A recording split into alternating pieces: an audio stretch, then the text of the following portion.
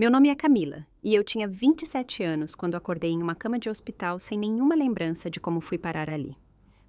O que eu lembrava era a dor aguda de uma chave de fenda perfurando meu ombro e o som dos meus pais rindo enquanto eu sangrava no chão do meu quarto. A família deveria proteger você, não trair você. Aquela noite mudou tudo para mim, e a justiça que se seguiu chocou a todos, inclusive a mim mesma. Enfrentar a traição da sua própria família é a dor mais difícil de superar. Se você já se sentiu sozinho, mesmo cercado por parentes que deveriam tê-lo protegido, compartilhe sua experiência nos comentários abaixo. E, por favor, inscreva-se para se juntar à nossa jornada de cura enquanto exploramos como nos reconstruir de traumas familiares. Eu cresci em uma cidade pequena nos arredores de Campinas com minha mãe, Diana. Meu pai biológico foi embora quando eu tinha 3 anos e fomos só nós duas por muito tempo. Éramos próximas, quase como melhores amigas. Ela trançava meu cabelo antes da escola e deixava bilhetinhos na minha lancheira. Guardo essas memórias com carinho porque elas parecem resquícios de uma vida diferente agora, uma onde minha mãe realmente me amava. Tudo mudou quando eu tinha 15 anos. Mamãe conheceu Ricardo na festa de fim de ano da empresa.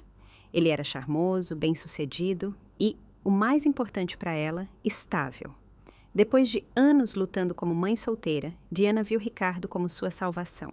Em 6 meses, eles estavam casados, e Ricardo se mudou para nossa pequena casa de 2 quartos com seu filho Danilo, que tinha 17 anos na época. Desde o início, Danilo deixou claro que não tinha interesse em ter uma irmã. Ele me ignorava no jantar, pegava minhas coisas sem pedir e reclamava constantemente com o pai que eu estava invadindo o espaço deles. Ricardo sorria com indulgência e dizia para ele ser paciente, que estávamos todos nos ajustando. Foi durante o meu 2º ano do ensino médio que minha saúde começou a se deteriorar. Começou com uma fadiga extrema que o sono não conseguia curar, seguida por dores nas articulações que tornavam a aula de educação física um sofrimento silencioso. Comecei a faltar às aulas, algo que nunca tinha acontecido antes. Depois de 3 meses, 5 consultas médicas e inúmeros exames de sangue, fui diagnosticada com uma condição autoimune que atacava meu tecido conjuntivo. A médica, uma mulher gentil chamada Dra. Oliveira, explicou que a doença era rara e que haveria dias bons e dias ruins. Ela prescreveu medicação e sugeriu ajustes no estilo de vida. Minha mãe pareceu preocupada no início. Ela me levava às consultas e aprendia sobre minha condição. Mas, conforme as semanas se transformaram em meses, sua atitude mudou. As contas médicas se acumulavam e Ricardo começou a fazer comentários. Tem certeza que ela precisa mesmo de todos esses remédios? Ele perguntava à minha mãe quando achavam que eu estava dormindo. Adolescentes estão sempre cansados. Talvez ela só precise se esforçar mais. Lentamente, minha mãe começou a ecoar os sentimentos dele. Camila, você precisa se esforçar mais. Todo mundo tem dores e desconfortos. Você não pode deixar isso te definir. Quando fiz 18 anos, minha mãe havia se transformado de minha defensora em alguém que via minha doença como um inconveniente. Ricardo era mais direto em seu ceticismo. Quando eu tinha a sua idade, ele dizia durante o jantar, eu tinha 2 empregos e ainda jogava futebol no time da faculdade. É tudo sobre força mental. Danilo, agora com 19 anos e cursando uma faculdade local, era o pior. Ele me imitava quando eu gemia de dor, fazendo sons dramáticos de gemido quando eu tomava minha medicação. A princesa precisa de suas pílulas especiais de novo, ele anunciava para essa casa. Todos se curvem e deem atenção a ela. Eu me formei no ensino médio e consegui um emprego na biblioteca municipal. O trabalho era fisicamente administrável na maioria dos dias, e eu adorava estar cercada por livros. Meu plano era economizar dinheiro suficiente para me mudar, e talvez fazer alguns cursos universitários online. Eu rastreava cuidadosamente minhas despesas e custos de saúde, guardando o que podia. A única pessoa que realmente entendia o que eu estava passando era minha amiga Alice. Nós nos conhecíamos desde o ensino fundamental e ela nunca questionou a realidade da minha dor. Ela me trazia livros da livraria, onde trabalhava quando eu estava doente demais para sair de casa. Às vezes, ela me levava às consultas quando minha mãe alegava estar muito ocupada. Você merece coisa melhor, Camila, e Alice me dizia. Eles te tratam como se você estivesse inventando tudo isso. Eu tentava manter a esperança de que minha situação familiar melhoraria. Que um dia minha mãe acordaria de qualquer feitiço que Ricardo tivesse lançado sobre ela e voltaria a ser minha protetora. Eu queria acreditar que Ricardo eventualmente veria que minha condição era real, ou que Danilo amadureceria além de seu ressentimento mesquinho. Mas, conforme meu aniversário de 25 anos se aproximava, eu ainda estava morando em casa, ainda trabalhando na biblioteca, ainda sendo desacreditada sobre minha saúde e ainda tentando economizar dinheiro suficiente para escapar. O sonho da liberdade parecia estar escapando cada vez mais a cada mês que passava. Doutora Oliveira permaneceu minha aliada firme. Durante uma consulta particularmente difícil após uma crise severa, ela segurou minha mão e disse algo que nunca esquecerei. Camila, sua condição é real. Sua dor é real, e a forma como sua família está te tratando não é normal. É negligência médica e está piorando sua condição. Eu balancei a cabeça, lágrimas escorrendo pelo meu rosto enquanto alguém com autoridade finalmente validava o que eu vinha sentindo há anos. Você já considerou se mudar? Sair desse ambiente pode realmente melhorar seus sintomas, ela sugeriu. Estou tentando, respondi. Mas entre os custos médicos e o baixo salário da biblioteca, mal consigo economizar alguma coisa. Ela apertou minha mão e prometeu me ajudar a encontrar recursos. Ao sair do consultório dela naquele dia, senti uma pequena centelha de esperança. Talvez houvesse uma saída, afinal. Quando fiz 26 anos, qualquer instinto materno que minha mãe já possuiu havia desaparecido completamente. Quando eu acordava incapaz de me mover de dor, ela revirava os olhos e resmungava sobre que se eu precisar dar um jeito. Nenhuma vez nos últimos 3 anos, ela me acompanhou a uma consulta médica. Ricardo levou as coisas um passo adiante. Durante o jantar, uma noite, ele mencionou casualmente que havia me removido de seu plano de saúde. Você é uma adulta agora, Camila. É hora de você assumir a responsabilidade por seus próprios custos médicos. Ele disse entre garfadas de carne assada. Mas você prometeu, quando eu fiquei depois do ensino médio, que eu poderia permanecer no seu plano até encontrar algo com benefícios. Protestei, o pânico crescendo em meu peito enquanto eu calculava o que isso significaria para os custos da minha medicação. Planos mudam, ele respondeu com desdém. Danilo precisa de ajuda com a mensalidade da faculdade este semestre. Minha mãe não disse nada, apenas continuou comendo como se a conversa não estivesse acontecendo. O silêncio dela doeu mais do que as palavras de Ricardo. Naquela noite, liguei para todas as corretoras de planos de saúde que pude encontrar, apenas para descobrir que minhas mensalidades seriam mais da metade do meu salário na biblioteca. Eu teria que escolher entre medicação e aluguel se me mudasse. A situação com Danilo tornou-se cada vez mais hostil. Ele estava agora com 28 anos, ainda morando em casa enquanto trabalhava na corretora de seguros de seu pai. Seu ressentimento em relação a mim parecia se intensificar a cada mês.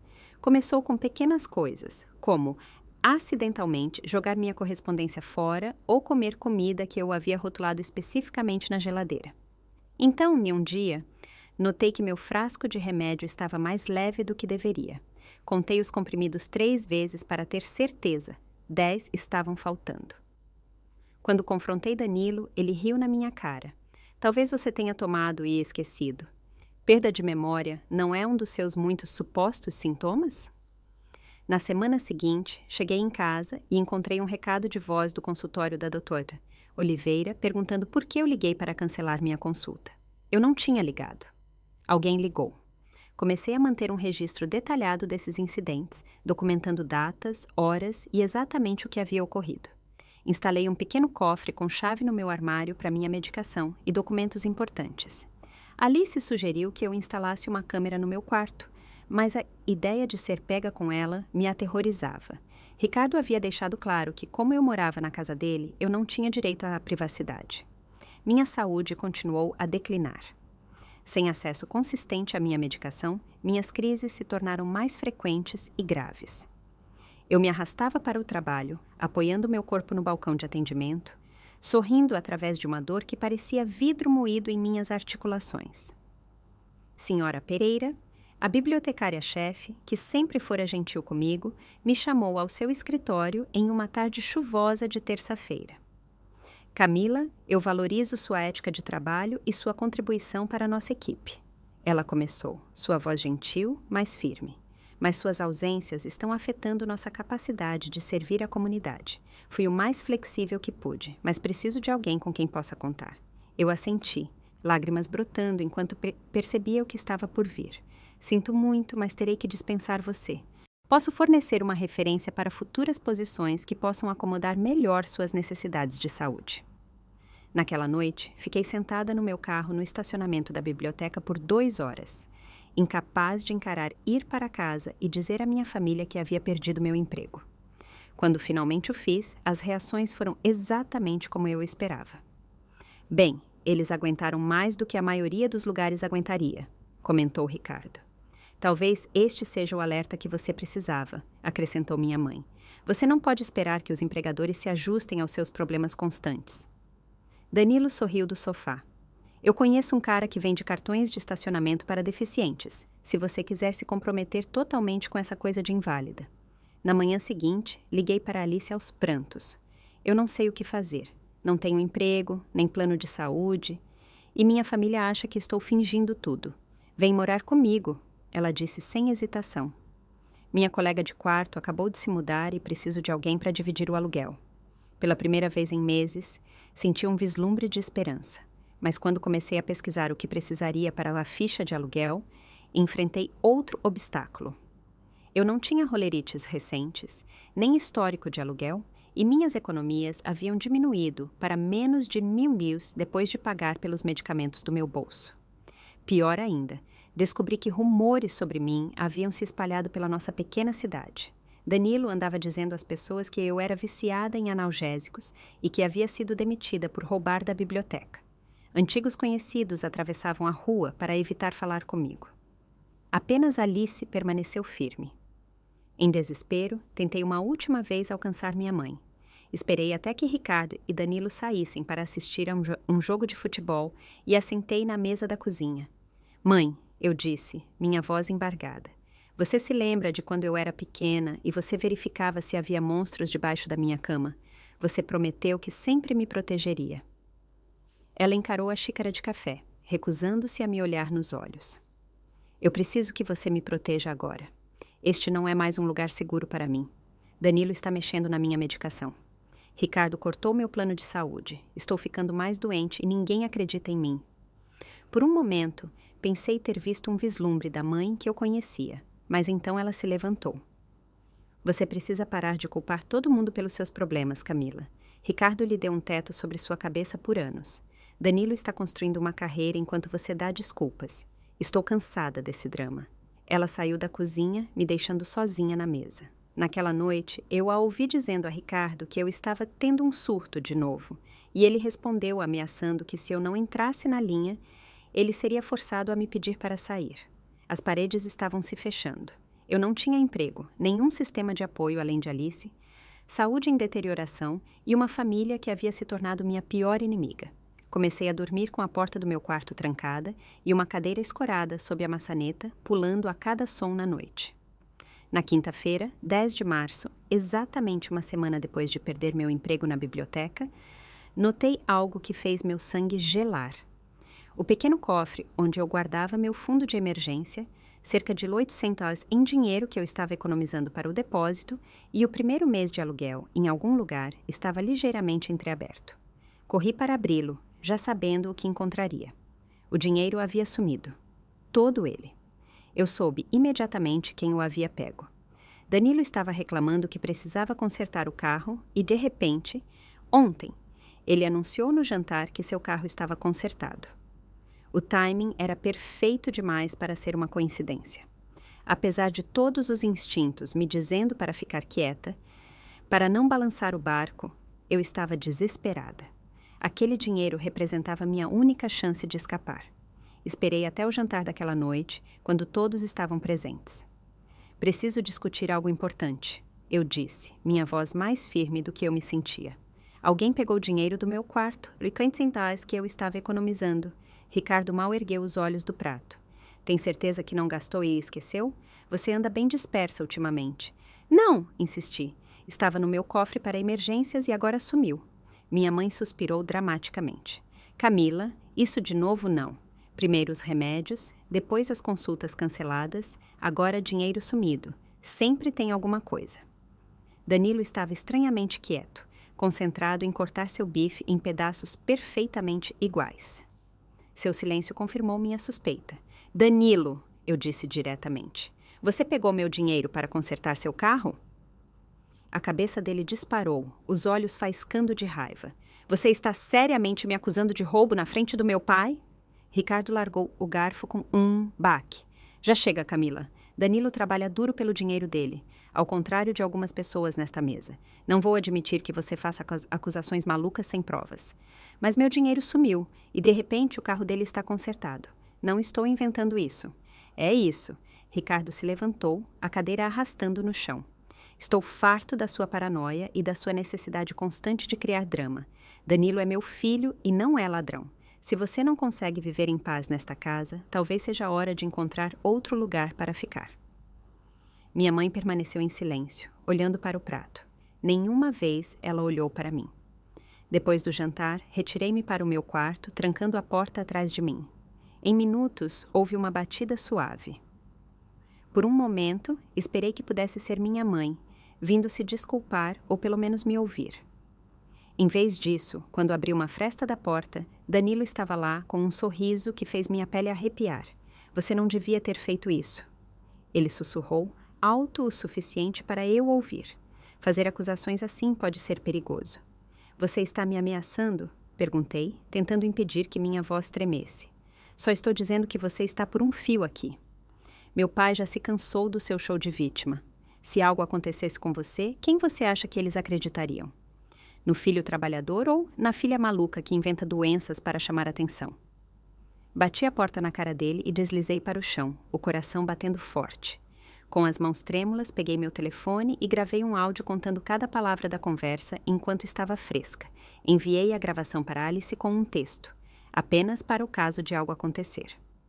A ameaça de Danilo me deixou abalada. Passei 1 hora pesquisando linhas de apoio à violência doméstica, finalmente criando coragem para ligar para uma. A mulher do outro lado foi gentil, mas, no fim das contas, não muito prestativa. Como Danilo ainda não havia me machucado fisicamente e eu era uma adulta, não havia muito que pudessem fazer. Ela sugeriu documentar tudo e fazer um plano para sair em segurança. Naquela noite, fui tomar minha dose noturna de medicação e notei que os comprimidos pareciam ligeiramente diferentes. A cor era um tom mais claro que o normal. Examinei-os de perto sob a luminária da minha mesa e notei pequenas inconsistências na impressão. Com o horror crescente, percebi que haviam sido substituídos por outra coisa. Eu não sabia o que eram, mas não eram minha receita.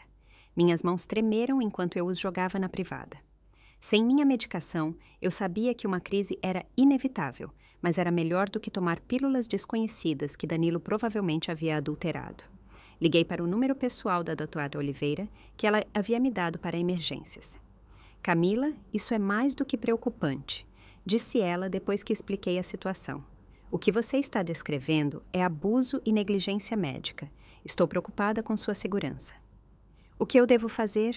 Perguntei, minha voz mal acima de um sussurro, enquanto me encolhia no meu armário para não ser ouvida.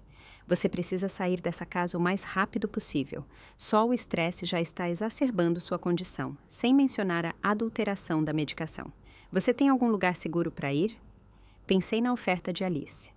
Sim, uma amiga disse que posso ficar com ela. Então vá, Camila. Como sua médica, estou lhe dizendo, este ambiente é perigoso para a sua saúde. Como alguém que se preocupa com você, estou preocupada com o que pode acontecer se você ficar. Depois de desligar, mandei uma mensagem para Alice. Ainda posso aceitar sua oferta? As coisas pioraram. Preciso sair. A resposta dela foi imediata. Claro, você pode vir neste fim de semana, eu te ajudo na mudança. Pela primeira vez em semanas, senti uma sensação de alívio. Eu tinha um plano. Apenas mais 2 dias nesta casa e então eu poderia escapar.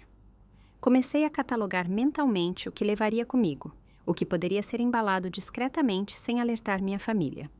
Apenas roupas essenciais, documentos importantes e medicamentos. Todo o resto poderia ser substituído. Enquanto estava deitada na cama naquela noite, os músculos doendo pelo estresse e pela falta da medicação adequada, me permiti imaginar uma nova vida. Uma onde eu não fosse constantemente duvidada e menosprezada. Uma onde eu pudesse focar em me curar, em vez de sobreviver. Apenas mais 2 dias, eu disse a mim mesma. Apenas mais 2 dias. A sexta-feira passou em um borrão de ansiedade e preparação. Eu trabalhei metodicamente, arrumando uma pequena mala sempre que a casa estava vazia e escondendo-a no fundo do meu armário. Reuni minha certidão de nascimento, CPF, carteira de trabalho e registros médicos, guardando-os em uma pasta que mantive comigo o tempo todo. Liguei para Alice durante o intervalo do almoço dela para finalizar nossos planos. Ela viria com o carro dela no sábado à tarde, enquanto Ricardo estaria em seu jogo de golfe, e Danilo estaria na casa de um amigo assistindo a um campeonato de basquete. Quando a noite chegou, senti uma estranha mistura de terror e esperança. Apenas mais uma noite nesta casa, eu repetia para mim mesma. Apenas mais 12 horas. O jantar foi estranhamente silencioso. Ricardo e minha mãe discutiram seus planos para o fim de semana enquanto Danilo olhava para o telefone. Eu mantive minha cabeça baixa, respondendo com respostas mínimas quando falavam diretamente comigo. Eu não queria chamar atenção para mim ou dar qualquer indicação de que algo estava diferente. Depois do jantar, disse a todos que não estava me sentindo bem e ia para uma cama mais cedo. Minha mãe mal assentiu em reconhecimento. No meu quarto, fiz um inventário final do que levaria comigo amanhã. Meu corpo doía com o início de uma crise, o resultado inevitável de perder várias doses da minha medicação. Tomei 2 analgésicos de venda livre, sabendo que mal tocariam a dor, mas esperando que pudessem me ajudar a dormir. Devo ter cochilado, porque acordei com um sobressalto às 2h30 da manhã. Algo me tirou do sono. Um barulho ou talvez apenas o sistema de alerta interno do meu corpo. Fiquei parada na escuridão, ouvindo. A casa estava quieta, mas eu tinha a sensação distinta de que algo estava errado. Estendi a mão para o meu telefone na mesa de cabeceira para checar a hora. 2h33 da manhã. Quando o coloquei de volta, eu ouvi um rangido suave no corredor, do lado de fora da minha porta. O som de peso sendo colocado cuidadosamente nas tábuas velhas do assoalho que eu havia aprendido a evitar. Alguém estava tentando ser silencioso. Alguém estava do lado de fora da minha porta. Meu coração começou a bater tão forte que eu podia senti-lo na minha garganta. Eu havia trancado a porta antes de dormir, mas a fechadura era frágil, do tipo que você poderia abrir com um empurrão firme ou um cartão de crédito. Deslizei para fora da cama o mais silenciosamente possível e peguei a cadeira da minha escrivaninha, encaixando-a sob a maçaneta, como vinha fazendo há semanas. Assim que me afastei, houve um clique suave, o som da fechadura sendo manipulada e então pressão contra a porta. Gentil no início, depois mais forte. A cadeira aguentou. Camila! A voz de Danilo veio através da porta, baixa e controlada. Abre! Eu sei o que você está planejando. Eu permaneci congelada no lugar, sem ousar respirar. Eu vi suas mensagens de texto no backup da nuvem. Você se acha tão esperta, mas esqueceu que compartilhamos uma conta de família. Meu sangue gelou. Eu havia esquecido completamente sobre o armazenamento em nuvem compartilhado que Ricardo havia configurado anos atrás, insistindo que economizaria dinheiro se todos usássemos a mesma conta. Camila, abra a porta, ou eu vou acordar o pai. Minha mente disparou. Se Ricardo se envolvesse, ele ficaria do lado de Danilo. Ele sempre ficava, e se eles descobrissem que eu estava planejando ir embora, poderiam me impedir de ir amanhã. Esta era a minha única chance. Relutantemente, removi a cadeira. Assim que a maçaneta ficou livre, a porta se abriu. Danilo estava parado na soleira mal iluminada, ainda vestido com as roupas que usara no jantar. Seus olhos estavam arregalados e alertas. Ele não estava aqui porque tinha acabado de descobrir meus planos. Ele estava esperando, aguardando, o momento certo até que todos estivessem dormindo. Ele me empurrou para dentro do quarto, fechando a porta atrás de si. Em sua mão direita, notei que ele segurava algo. Uma chave de fenda da caixa de ferramentas de Ricardo na garagem. O que você está fazendo? Sussurrei, recuando até sentir a borda da minha cama contra a parte de trás dos meus joelhos. Sua cobrinha ingrata, ele sibilou. Depois de tudo que meu pai fez por você e sua mãe patética, é assim que você o paga? Escapando no meio da noite. Eu tenho 27 anos, Danilo. Tenho todo o direito de me mudar. Não assim, não mentindo e virando as pessoas contra nós. Eu vi suas mensagens para Alice, falando sobre como somos terríveis, como estamos te abusando. Sua voz aumentou ligeiramente antes que ele se controlasse e abaixasse novamente. Você vai destruir a reputação do meu pai com suas mentiras. Eu não estou mentindo. Você roubou meu dinheiro. Você adulterou minha medicação. Você me ameaçou. Ele deu um passo mais perto. A chave de fenda agarrada firmemente em sua mão. Ninguém vai acreditar em você. Ninguém nunca acredita. Você é a garota que grita lobo, a caçadora de atenção com a doença misteriosa que só ataca quando você quer simpatia. Olhei para o meu telefone na mesa de cabeceira, calculando se conseguiria alcançá-lo antes que ele me impedisse. Como se lesse meus pensamentos, Danilo avançou e o agarrou. Devolve isso, exigi, tentando pegá-lo. O que aconteceu em seguida ocorreu tão rapidamente que meu cérebro mal conseguiu processar. Enquanto eu tentava pegar meu telefone, Danilo ergueu a outra mão, aquela que segurava a chave de fenda. Vi um flash de metal na luz fraca e então senti uma explosão de dor no meu ombro esquerdo. A chave de fenda perfurou minha pele, penetrando fundo no músculo. Eu gritei. Um som arrancado da parte mais profunda de mim, cheio de choque e agonia. Danilo parecia quase tão surpreso quanto eu. Por uma fração de segundo, ele apenas ficou olhando para a chave de fenda saindo do meu ombro. Seu rosto, uma máscara de choque. Então, enquanto passos pesados soavam pelo corredor, ele deu um passo para trás. A porta se abriu com um estrondo e Ricardo apareceu, seguido de perto pela minha mãe. Eles avaliaram a cena, seus olhos movendo-se de mim para Danilo, para a chave de fenda, ainda cravada em meu ombro. O sangue estava encharcando meu pijama, espalhando-se em uma mancha escura. Que diabos está acontecendo aqui? Ricardo exigiu. Antes que eu pudesse falar, Danilo interveio. Ela me atacou, pai. Eu vim falar com ela sobre algo e ela enlouqueceu. Eu estava apenas me defendendo. Eu engasguei de dor e descrença. Isso não é verdade. Ele entrou no meu quarto com uma chave de fenda e me esfaqueou. Ricardo olhou entre nós, seu rosto indecifrável. Então ele se virou para minha mãe. Chame uma ambulância. Por um momento, a esperança brilhou em meu peito. Eles iriam me ajudar, mas então minha mãe riu. Um som curto e desdenhoso que me cortou mais dolorosamente do que a chave de fenda. Ah, por favor. É mal um arranhão. Ela está sendo dramática, como sempre. Olhei para o meu ombro, incrédula. A chave de fenda ainda estava cravada ali e o sangue agora pingava no carpete. Você está falando sério? Estou sangrando. Ele me esfaqueou. Ricardo se aproximou, examinando o ferimento com distanciamento clínico.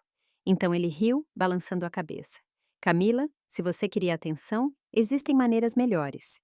Isso é ridículo. Puxe essa coisa daí e coloque um curativo. Você está sujando o carpete. Eu não podia acreditar no que estava ouvindo. Eu tinha uma chave de fenda presa no meu corpo e eles estavam rindo, rindo. Saiam, sussurrei, o choque dando lugar a uma raiva fria e clara. Saiam do meu quarto. Todos vocês. Surpreendentemente, eles obedeceram, ainda rindo entre si enquanto saíam. Assim que a porta se fechou, caí na cama, meu corpo inteiro tremendo. Eu precisava de ajuda. Ajuda de verdade. Com minha mão direita, tateei em busca do meu telefone, que Danilo havia deixado cair no chão durante a luta.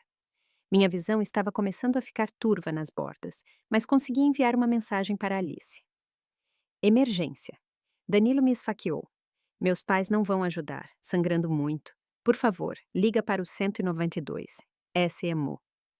Tentei aplicar pressão ao redor da ferida, mas a dor era avassaladora. O quarto começou a girar e pontos pretos dançaram em minha visão. Acho que ouvi meu telefone tocar com uma resposta, mas não consegui focar o suficiente para ler. A última coisa que me lembro, antes de perder a consciência, foi a sensação quente e pegajosa do sangue se acumulando embaixo de mim nos lençóis e o som distante de sirenes. Acordei com o bip rítmico das máquinas do hospital e o cheiro estéril de desinfetante. Por um momento, não consegui lembrar como havia chegado ali ou por que meu ombro parecia estar em chamas. Então, tudo voltou de uma vez. Danilo, a chave de fenda, o sangue, meus pais rindo. Tentei me sentar e imediatamente me arrependi, pois a dor disparou pelo meu lado esquerdo. Calma aí, disse uma voz gentil. Alice estava sentada ao lado da minha cama, com olheiras escuras sob os olhos, sugerindo que estava ali há horas.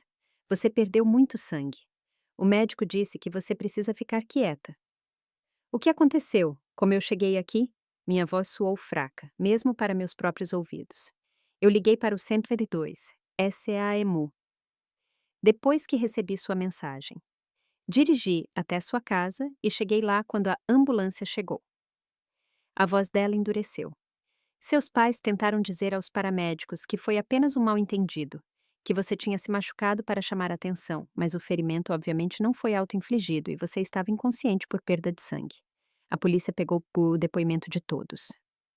Fechei os olhos, tentando processar essa informação. E o Danilo? Eles o prenderam na hora. Seus pais ficaram furiosos, dizendo que era tudo um engano. Ricardo até tentou impedir os paramédicos de te levarem, dizendo que ele mesmo iria te levar. Uma médica entrou, depois uma mulher alta com olhos gentis, que se apresentou como Doutora La Ribeiro.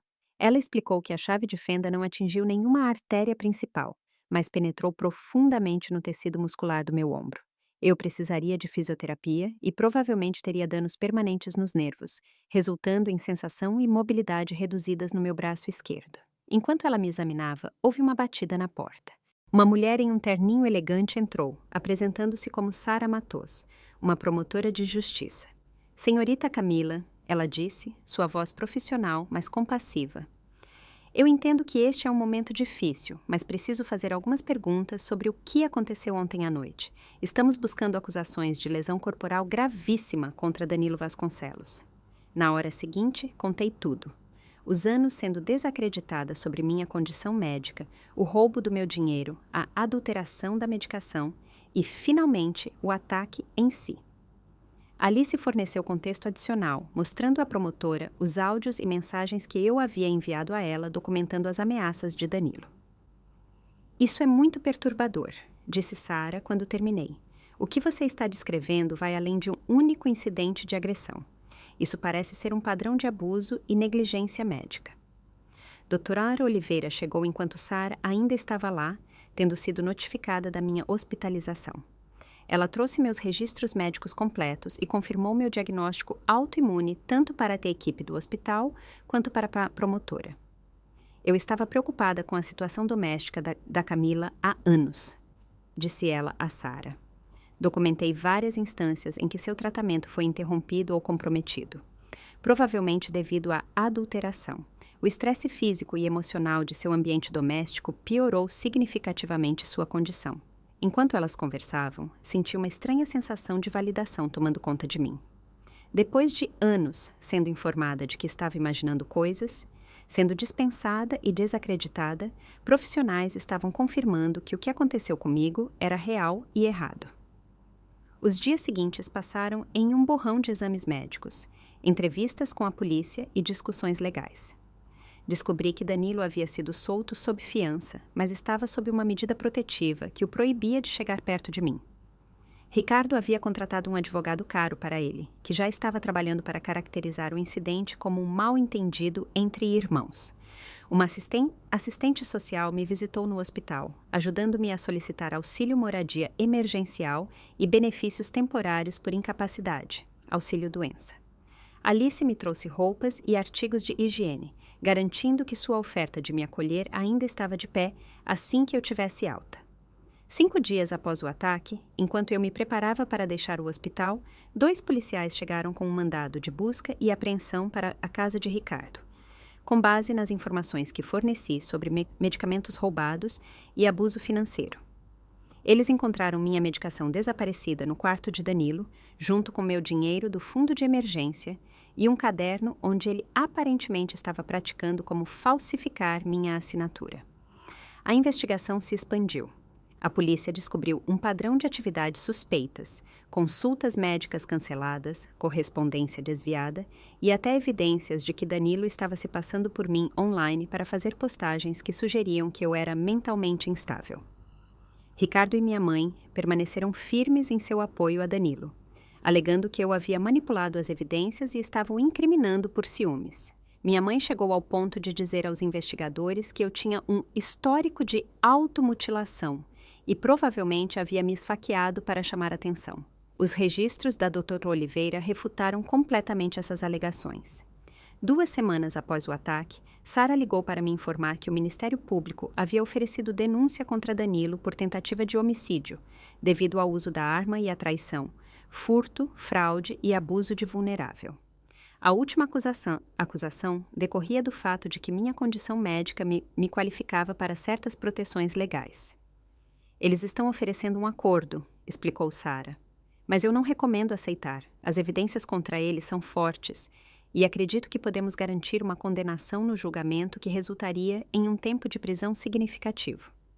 Hesitei, dividida entre querer que isso acabasse logo e a necessidade de justiça. Terei que testemunhar, encará-lo no tribunal? Sim, ela admitiu. Mas vamos prepará-la completamente, e você terá um sistema de apoio lá. Isso não é apenas sobre punição, Camila. É sobre estabelecer um precedente de que o que aconteceu com você não é aceitável e garantir que não aconteça com você ou com mais ninguém. Após uma longa pausa, tomei minha decisão. Eu vou testemunhar. Fiquei em silêncio por tempo demais. O julgamento foi marcado para o início de junho, quase 3 meses após o ataque.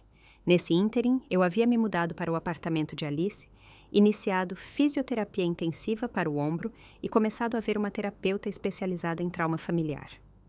Pela primeira vez em anos, eu tinha cuidados médicos consistentes e estava tomando minha medicação conforme prescrito. A diferença na minha saúde física foi notável, confirmando o que minha médica suspeitava há muito tempo.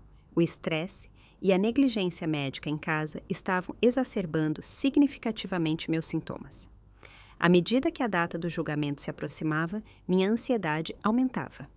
Apesar das garantias de Sara e da minha equipe de apoio, a ideia de enfrentar Danilo, Ricardo e minha mãe no tribunal me aterrorizava. Meus pesadelos apresentavam seus rostos rindo enquanto eu sangrava no chão do meu quarto. A manhã do julgamento chegou com uma pesada sensação de pavor. Alice me levou ao fórum, onde encontramos Sara. Ela me informou uma última vez sobre o que esperar. Lembre-se, apenas diga a verdade. Responda as perguntas diretamente, e se não souber de algo, diga. O advogado de defesa tentará desestabilizá-la, mas vou objetar a qualquer coisa imprópria. A sala do tribunal era menor do que eu imaginava, mas ainda intimidante com seus painéis de madeira escura e atmosfera formal. Enquanto era conduzida ao banco das testemunhas, vislumbrei Danilo sentado à mesa da defesa. Ele usava um terno que eu nunca tinha visto antes e não parecia em nada o homem raivoso que enfiou uma chave de fenda no meu ombro. Ao lado dele sentava-se um advogado mais velho, de aparência distinta, com uma pasta de couro que provavelmente custava mais do que o meu aluguel mensal. Ricardo e minha mãe estavam sentados diretamente atrás de Danilo, na primeira fila de espectadores. Minha mãe cruzou meu olhar por um breve momento antes de desviar o rosto, sua expressão indecifrável. A promotora abriu com uma visão clara e concisa do caso, apresentando-me não apenas como vítima de um único ataque violento, mas como alguém que suportou anos de abuso e negligência crescentes. As evidências mostrarão, concluiu Sara, que o réu, deliberada e maliciosamente, tentou contra a vida da vítima com uma arma branca, culminando anos de abuso psicológico, furto e negligência médica. O advogado de Danilo, Dr. Lourenço, pintou um quadro muito diferente em sua declaração inicial. Segundo ele, eu era uma jovem perturbada com histórico de manipulação e comportamento de busca de atenção, que havia atacado Danilo em um acesso de raiva, forçando-o a se defender. As evidências mostrarão, disse ele, espelhando a frase de Sara, que a senhorita Camila tem um longo histórico de fabricar ou exagerar sintomas médicos para obter atenção e ganho financeiro, e que meu cliente foi a verdadeira vítima nesta infeliz disputa familiar. Senti-me fisicamente doente ouvindo essas mentiras. Sara havia me avisado que isso aconteceria, mas a realidade de me ouvir ser descrita dessa forma, em um tribunal público, ainda era chocante. Ricardo foi a primeira testemunha chamada pela defesa. Sob juramento, ele me descreveu como uma pessoa manipuladora e instável, que havia sido um fardo para a família por anos.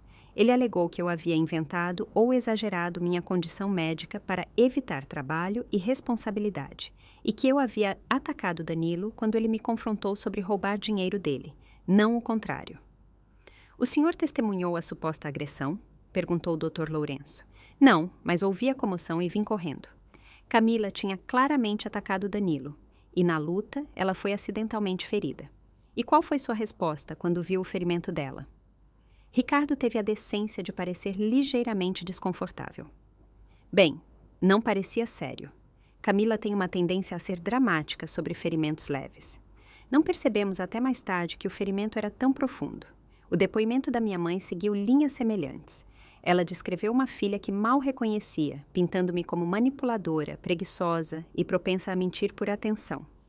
Quando perguntada sobre sua reação ao me ver sangrando com uma chave de fenda no ombro, ela admitiu que não havia levado a sério.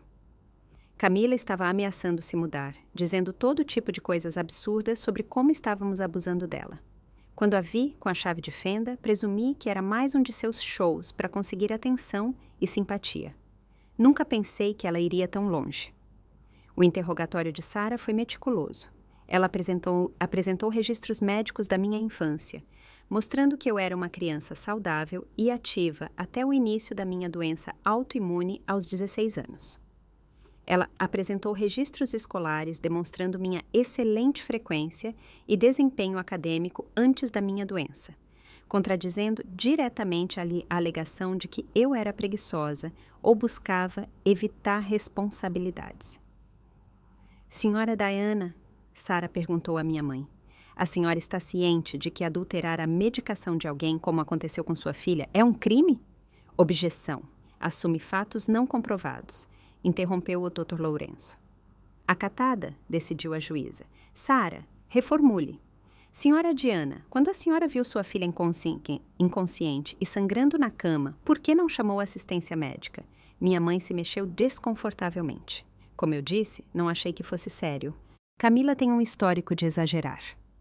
Tão sério que o médico da emergência testemunhou que ela poderia ter morrido por perda de sangue se a ajuda não tivesse chegado quando chegou?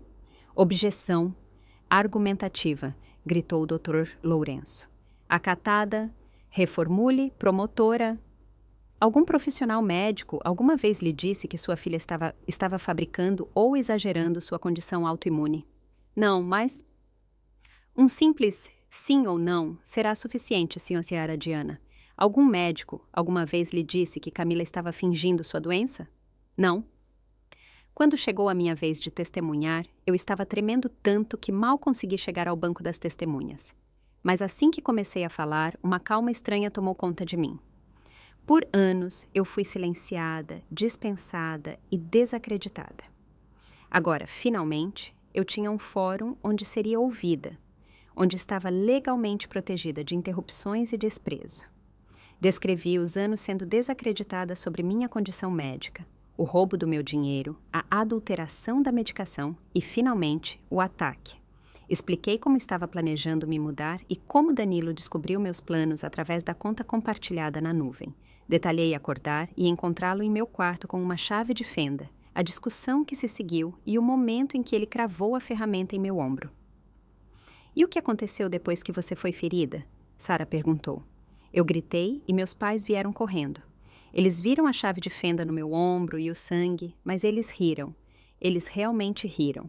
Minha mãe disse que eu estava sendo dramática e Ricardo me disse para arrancar aquilo e colocar um curativo. Minha voz falhou ao lembrar a crueldade casual daquele momento. O interrogatório do Dr. Lourenço foi agressivo, tentando me retratar como instável e vingativa. Não é verdade, senhorita Camila, que você tem um histórico de buscar atenção através de alegações de doença? Não, respondi firmemente.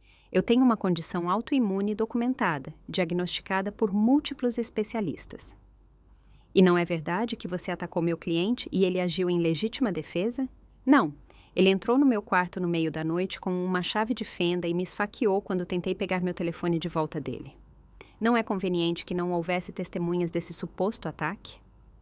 Não havia testemunhas porque seu cliente esperou deliberadamente até que todos estivessem dormindo para me confrontar. Mas há evidência física. O ângulo da ferida mostra que não poderia ter sido auto-infligido, e as impressões digitais dele estavam na chave de fenda. O depoimento da Dra. Oliveira foi particularmente condenatório para a defesa. Ela forneceu um relato detalhado do meu histórico médico, confirmando o diagnóstico autoimune e explicando como os sintomas podiam variar em gravidade, mas eram absolutamente reais. Em minha opinião profissional, ela afirmou, Camila foi submetida à negligência médica que piorou significativamente sua condição. O padrão de consultas perdidas, inconsistências na medicação e o estresse extremo de seu ambiente doméstico criaram uma situação perigosa para a sua saúde.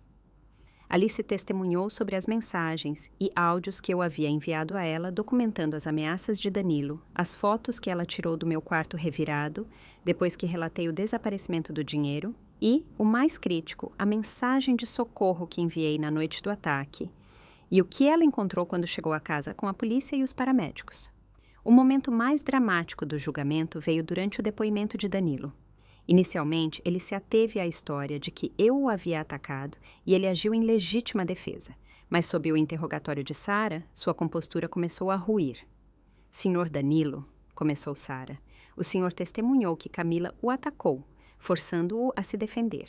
No entanto, o médico legista afirmou que o ângulo da ferida era consistente com um movimento de facada de cima para baixo, de alguém em pé sobre a vítima, não um movimento defensivo. Como o senhor explica essa discrepância? Ela veio para cima de mim e eu reagi. Ele insistiu. Com uma chave de fenda que o senhor por acaso levou para o quarto dela às 3h da manhã, eu estava usando mais cedo para consertar algo. Às 3h da manhã, o que o senhor estava consertando no meio da noite que exigia uma chave de fenda? O rosto de Danilo ficou vermelho de raiva. Olha, ela estava planejando ir embora e espalhar mentiras sobre nós. Eu só queria falar com ela. Com uma chave de fenda na mão. Isso não soa como alguém que só quer conversar, senhor Danilo. Você não entende. Ela ia arruinar tudo. Ela ia dizer às pessoas que nós a abusávamos, que roubávamos dela. E você roubou dela? O advogado de Danilo pulou. Objeção! Mas Danilo já estava respondendo, sua voz aumentando. Não foi roubo. Meu pai pagava por tudo naquela casa. Aquele dinheiro era tanto meu quanto dela. Um murmúrio percorreu o tribunal. Sara aproveitou a vantagem. Então você pegou o dinheiro dela? Ela não merecia, ela não contribuía com nada. Só reclamava da sua doença falsa o tempo todo enquanto meu pai trabalhava para sustentá-la. E a medicação dela? Você adulterou isso também? O Dr. Lourenço estava praticamente gritando agora. Objeção meritíssima, meu cliente está sendo pressionado. Mas Danilo estava fora de controle. Anos de ressentimento e privilégio jorrando dele. Ela não precisava daqueles remédios. Ela estava fingindo para chamar atenção. Eu estava fazendo um favor a ela, tentando fazê-la ver que não precisava mais fingir. O tribunal caiu em silêncio. Em sua raiva, Danilo tinha acabado de confessar exatamente do que era acusado. Seu advogado parecia arrasado. Ricardo e minha mãe sentaram-se congelados em choque. O júri, conselho de sentença, deliberou por menos de 2 horas antes de retornar com um veredito, culpado em todas as acusações. Enquanto a porta-voz do júri lia o veredito, senti um peso saindo dos meus ombros. Pela primeira vez em anos, eu fui ouvida e acreditada. A juíza Leonor Mendes, uma mulher mais velha e severa, com cabelos prateados e olhos penetrantes, dirigiu-se a Danilo antes da sentença. Senhor Danilo, suas ações refletem um padrão perturbador de crueldade deliberada contra um membro vulnerável da família. Você não apenas atentou contra a vida da senhorita Camila com uma arma branca, mas sistematicamente minou sua saúde e bem-estar por um período prolongado. Este tribunal não pode ignorar tamanha malícia calculada. Ela o sentenciou a 8 anos de prisão em regime fechado, com elegibilidade para progressão de regime após 5 anos, condicionada à conclusão de programas de controle de raiva e treinamento de empatia. Mas o momento mais poderoso veio quando a juíza Leonor voltou sua atenção para Ricardo e minha mãe. Embora vocês não estejam em julgamento hoje, as evidências apresentadas deixam claro que ambos falharam em seu dever mais básico de proteger um membro vulnerável de sua casa. O desprezo de vocês pela condição médica documentada da senhorita Camila e sua resposta ao vê-la gravemente ferida foram francamente chocantes.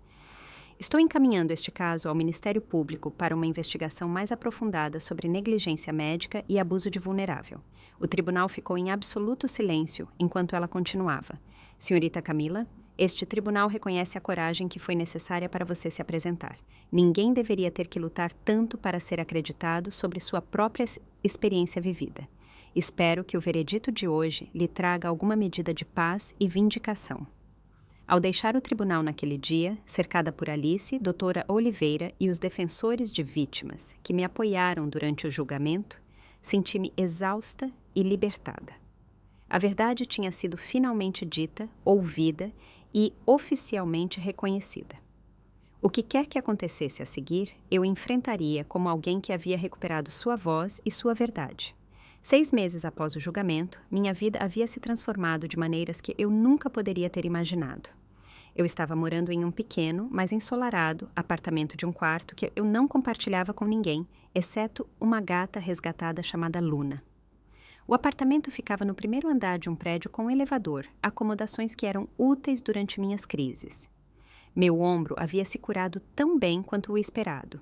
Recuperei a maior parte da minha mobilidade através da fisioterapia, embora certos movimentos ainda causassem dor, e eu tivesse uma área de dormência que os médicos disseram que provavelmente seria permanente. A cicatriz ainda estava irritada e vermelha, mas estava desaparecendo pouco a pouco a cada mês. Com a orientação da doutora Oliveira, estabeleci um plano de tratamento consistente para a minha condição autoimune.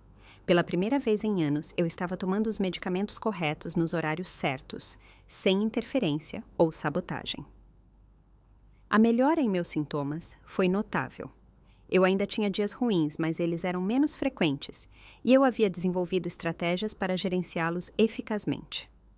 O julgamento criminal foi seguido por um processo cível, que resultou em um acordo que me forneceu dinheiro suficiente para cobrir minhas despesas médicas e complementar minha renda enquanto eu reconstruía minha vida. Encontrei trabalho de meio período em uma livraria independente, cuja dona entendia de doenças crônicas porque sua irmã tinha lúpus. Ela me permitia horários flexíveis e a capacidade de trabalhar de casa nos meus dias ruins. Minha terapeuta, doutora Ramírez, foi inestimável em me ajudar a processar o trauma tanto do ataque quanto dos anos de gaslighting que o precederam. Em uma sessão particularmente reveladora, ela me ajudou a entender que eu vinha sofrendo uma forma de abuso doméstico chamado abuso médico, onde a condição de saúde de uma pessoa é usada contra ela como meio de controle e manipulação. O que aconteceu com você não foi sua culpa, Camila. Ela me lembrava frequentemente. Você não merecia, você não causou isso, e você não poderia ter evitado. Lentamente, eu estava começando a acreditar nela. Alice permaneceu minha amiga leal, embora nosso relacionamento tenha evoluído à medida que me tornei mais independente. Tínhamos jantares semanais onde conversávamos sobre tudo, exceto meu drama familiar, um limite que estabeleci para garantir que nossa amizade não fosse definida pelo meu trauma.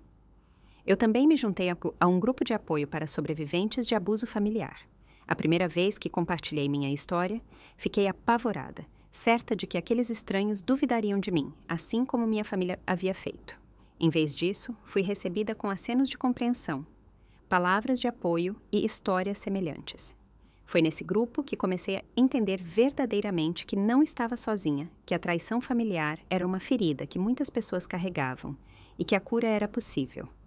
Em uma tarde chuvosa de terça-feira, enquanto eu arrumava uma nova vitrine de romances de mistério na livraria, meu telefone tocou com um número desconhecido. Contra meu bom senso, atendi. Camila? Sou eu. A voz da minha mãe enviou um choque através de mim. Não nos falávamos desde o julgamento 6 meses antes. O que você quer? Perguntei, minha voz mais firme do que eu me sentia. Eu tenho pensado muito sobre tudo, sobre o que aconteceu. Sobre o que a juíza disse. Ela fez uma pausa e pude ouvi-la respirar fundo. Eu queria te dizer que... Sinto muito. Eu deveria ter te protegido. Eu deveria ter acreditado em você. Não respondi imediatamente. O pedido de desculpas que eu tanto desejei um dia agora parecia vazio, vindo tão tarde e depois de tanto dano ter sido feito. Camila, você ainda está aí? Estou aqui, respondi. Eu só não sei o que você espera que eu diga. Nada. Você não precisa dizer nada. Eu só queria que você soubesse que eu reconheço agora o quão errada eu estava. Ricardo e eu nos separamos. Estou em terapia, estou tentando entender como pude falhar com você tão completamente. Uma parte de mim queria explodir, exigir saber por que foi preciso um ataque violento e um julgamento criminal para ela ver o que deveria ter sido óbvio.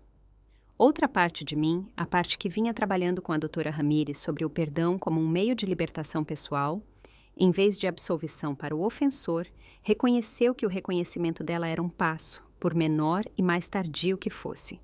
Obrigada pelo pedido de desculpas, eu disse finalmente. Mas preciso que você entenda que não estou pronta para um relacionamento com você. Talvez nunca esteja. Ainda estou me curando do que aconteceu.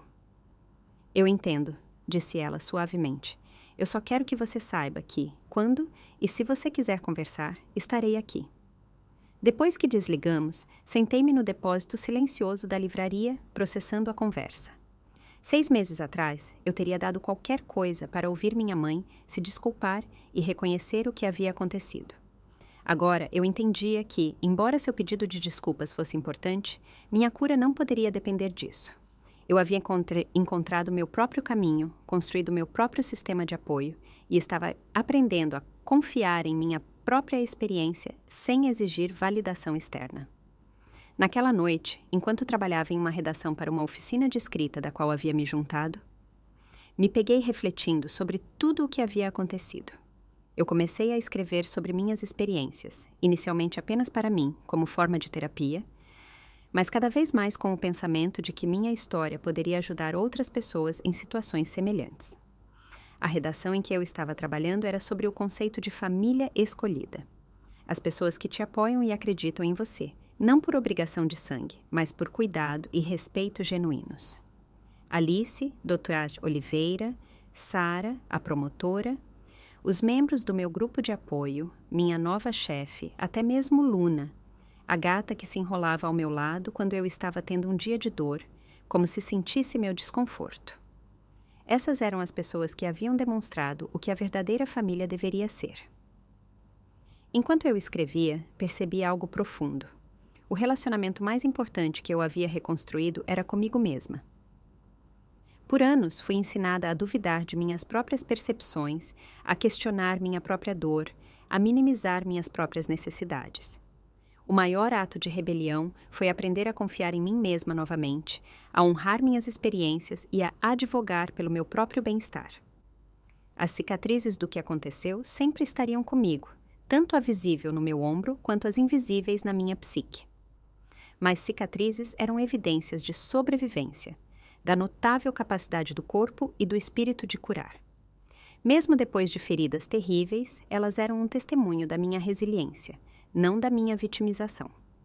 Naquela noite, enquanto eu sentava perto da minha janela, observando a chuva cair, Luna ronronando suavemente ao meu lado, senti uma sensação de paz que antes parecia impossível. A jornada de cura não era linear e eu ainda tinha dias difíceis, mas eu estava seguindo em frente, nos meus próprios termos, reivindicando minha história, um dia de cada vez. A chave de fenda que deveria me silenciar tornou-se, em vez disso, o catalisador para encontrar minha voz. No final, esse foi o veredito mais poderoso de todos. Você já teve que reconstruir a confiança em si mesmo depois que outros o fizeram duvidar da sua própria realidade? Compartilhe sua experiência nos comentários abaixo. Sua história pode ser exatamente o que outra pessoa precisa ouvir hoje. E se você encontrou valor em minha jornada, por favor, curta este vídeo, inscreva-se no canal e compartilhe com alguém que possa precisar saber que não está sozinho. Obrigada por ouvir e lembre-se, curar não é sobre apagar o passado, mas sobre criar um futuro onde essas feridas não mais definem você.